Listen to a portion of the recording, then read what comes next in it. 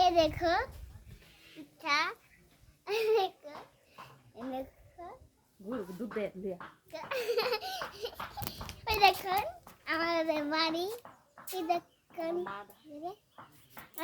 মা আমার দেখো, এই দেখুন আমাদের ঘরে পিছন,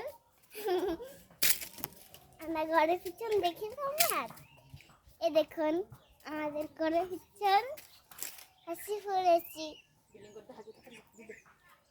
আবার আমাদের বিল্ডিং দেখবা, বিল্ডিং ঘরের ফাস্টার হয়ে গেছে, আমাদের উঠি হয়নি।